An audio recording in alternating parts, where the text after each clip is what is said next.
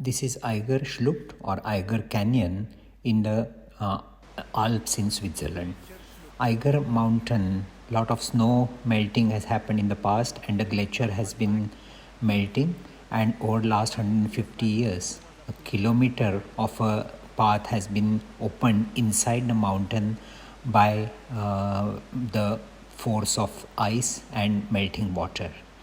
A wonderful scene. We could walk almost a kilometer inside and we could see the raw nature of the rocks inside. The temperature was pretty cold, and there are some nets which are created where one can go at the top and watch the glacier below. As we entered inside the glacier, we saw also lot of rocks which were covered with ice or snow, and behind we could also see the part of the Eiger covered with lot of snow.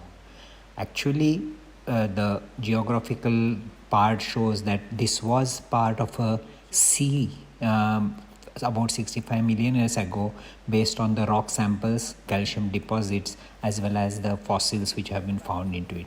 It was a wonderful sight, and a very safe way has been created to go inside and watch how the glacier has created a long path between the two mountains. So, a wonderful scene to see near Grindelwald in Switzerland.